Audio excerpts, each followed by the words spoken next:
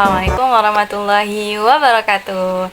Perkenalkan, nama saya Yayun Destika dengan NIM 2401020047. Nah, pada video kali ini saya akan membahas mengenai fenomena yang sering banget nih kita temui di dunia maya, yaitu mengenai maraknya konten hoax atau fitnah. Nah, pada video kali ini kita akan bahas bersama-sama kenapa sih hal ini tuh bisa terjadi, dan yang paling penting nih, bagaimana cara kita supaya tidak terpengaruh oleh konten hoak dan fitnah yang tersebar di sekitar kita.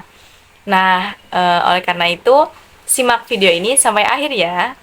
Oke, kalau teman-teman sering main media sosial nih seperti Instagram, Twitter, TikTok, atau bahkan WhatsApp, pasti nggak asing nih dan sering banget nemuin berita-berita yang heboh, kontroversial, atau bahkan bikin emosi nih. Tapi teman-teman, sayangnya semuanya tuh belum tentu benar. Ada nih yang sengaja dibuat untuk menyesatkan, memecah belah masyarakat, bahkan menjatuhkan nama orang lain. Dan konten inilah yang disebut oleh konten hoax ataupun konten fitnah digital. Nah, menurut data dari Kementerian Kominfo, setiap tahunnya tuh ada ribuan konten hoax yang tersebar di Indonesia loh, terutama menjelang momen politik, bencana, atau isu sosial tertentu. Nah, artinya apa? Bahwa fenomena ini tuh bukan fenomena yang kecil, tapi masalah yang besar yang bisa mengaruhi cara kita berpikir, bersikap, bahkan bisa merusak persatuan bangsa loh. Oke, selanjutnya mungkin kita banyak bertanya-tanya nih ya, kenapa sih banyak orang tuh yang gampang banget nih percaya sama hoax yang tersebar di media massa gitu ya. Nah, untuk alasannya itu ada beberapa alasan nih teman-teman. Yang pertama itu bisa jadi kurangnya literasi digital. Karena apa? Karena masih banyak orang-orang yang belum bisa membedakan nih mana sumber informasi yang valid dan mana yang tidak. Dan kemudian yang kedua itu ada emosi yang lebih dominan daripada logika. Karena apa? Saat melihat berita yang sesuai nih dengan perasaan kita, kita tuh cenderung lebih percaya gitu tanpa mengecek terlebih dahulu fakta tersebut. Dan kemudian alasan yang ketiga, menurut itu pola algoritma media sosial.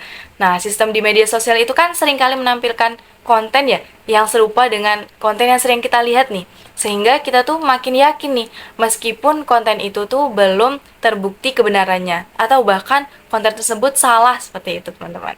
Kemudian, apa sih dampak nih kalau semisal hoak dan fitnah itu tetap dibiarkan gitu?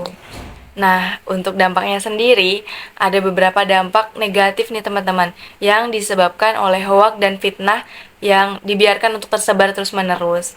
Yang pertama itu misalnya menimbulkan kepanikan publik nih, seperti saat pandemi COVID-19 dulu. Itu kan ketika heboh, teman-teman para massa yang melihat berita tersebut tuh langsung panik gitu ya. Kemudian yang kedua itu menyebabkan perpecahan sosial.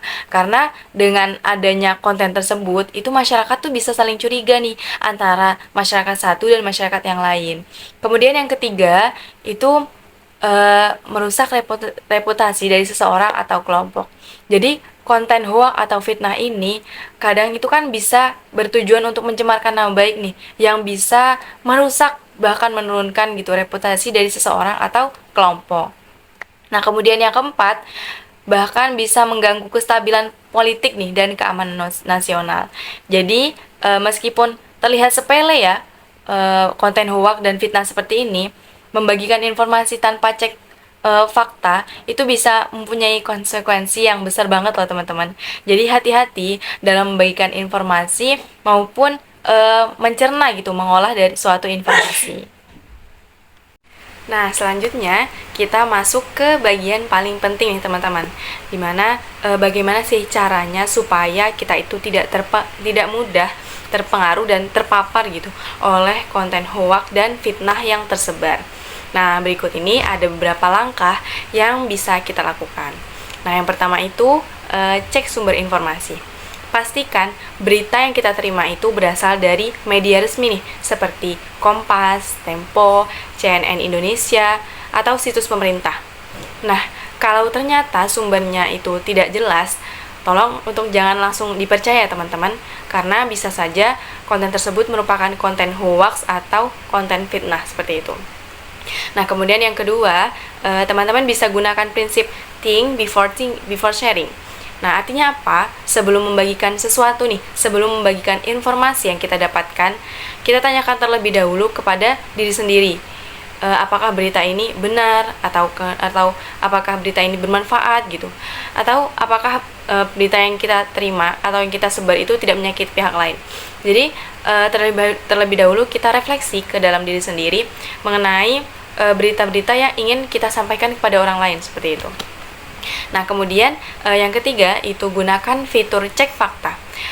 Saat ini itu sudah banyak loh teman-teman situs pengecekan hoax seperti Turnback Hoax ID, cekfakta.com, dan juga Kominfo nih, kominfo.go.id. Itu juga menyediakan klarifikasi mengenai berita-berita palsu. Nah, kemudian yang keempat, kendalikan emosi ketika membaca berita. Jadi usahakan teman-teman ketika membaca berita itu jangan langsung menggunakan emosi gitu. Coba kita berpikir terlebih dahulu dan jangan buru-buru untuk berkomentar nih. Karena kadang hoax itu sengaja dibuat untuk provokatif, untuk memancing emosi kita dan bertujuan untuk memancing kita seperti teman-teman. Jadi usahakan dalam membaca suatu berita itu jangan buru-buru untuk marah dan menggunakan emosi sebelum kita tahu kebenarannya. Nah, kemudian yang kelima, itu ada tingkatkan literasi digital kita. Nah, bagaimana cara meningkatkannya? Kita bisa untuk seperti mengikuti pelatihan, webinar, baca panduan, atau baca panduan mengenai cara berpikir kritis di dunia digital saat ini. Karena apa? Karena dunia maya saat ini tuh butuh pengguna yang cerdas dan bijak teman-teman, bukan yang langsung reaktif terhadap segala informasi yang disebar. Nah, kemudian yang keenam itu bijak dalam berkomentar dan menyebar informasi, sehingga jangan sampai nih jari kita itu menyebar informasi dan menjadi sumber fitnah bagi orang lain. Karena dalam Islam nih ya, Rasulullah sendiri itu pernah bersabda gitu, barang siapa yang beriman kepada Allah dan hari akhir, hendaklah ia berkata yang baik atau diam. Artinya apa? Kalau informasi yang kita terima itu belum pasti benar, lebih baik kita diam nih, berpikir terlebih dahulu, mengecek kebenarannya daripada kita ikut-ikut menyebarkannya, namun ternyata berita yang kita sebar juga hoax. Itu kan tandanya kita juga terlibat dalam penyebaran berita hoax, teman-teman. Nah, teman-teman pernah nggak sih tanpa sadar itu kita tuh ikut nyebarin berita, di mana berita tersebut ternyata merupakan berita yang salah seperti itu. Kadang kita melakukan hal tersebut tuh mungkin cuman karena ingin terlihat lebih update, ingin terlihat paling tahu duluan nih, atau karena isinya itu bikin kita emosi gitu, menarik perhatian kita. Padahal dari satu kali share yang salah itu teman-teman, bisa aja ada orang lain yang menjadi korban atas apa yang kita lakukan gitu. Bisa jadi ada orang yang terkena fitnah atau bahkan lebih parah lagi rusak gitu nama baiknya. Karena di dunia digital itu kata-kata itu punya daya loh. Jadi sekali kita ketik nih, sekali kita unggah, jejaknya itu bisa berlangsung dalam waktu yang lama, bahkan bisa selamanya nih. Sehingga makanya dikenal itu ada jejak digital gitu. Makanya penting banget buat kita itu bisa untuk belajar untuk menahan diri kita untuk tidak langsung menyebarkan berita-berita yang kita terima gitu. Karena bukan berarti nih kita nggak boleh berekspresi, mengekspresikan apa yang ada dalam pemikiran kita, apa yang sesuai dengan mungkin pribadi kita gitu. Tapi kita tuh harus tahu gitu, kita harus tahu terlebih dahulu batasannya nih, kapan kita harus bicara, kapan kita harus diam, dan kapan kita harus mencari kebenaran terlebih dahulu, kapan kita harus mencari terlebih dahulu fakta gitu, sebelum kita membagikannya kepada orang lain. Nah, kita ini sebagai pengguna internet, kita itu semuanya itu punya tanggung jawab loh, tanggung jawab moral gitu. Dimana kalau nih setiap orang itu bisa lebih berhati-hati, tentunya dunia maya itu akan jadi ruang yang lebih sehat dan lebih bermanfaat bagi masyarakat gitu, bagi penggunanya. Nah, Untuk itu kita bisa nih mulai dari diri sendiri terlebih dahulu. Entah itu mungkin dari grup kecil, dari grup kelompok, grup kelas, ataupun grup teman-teman kita nih.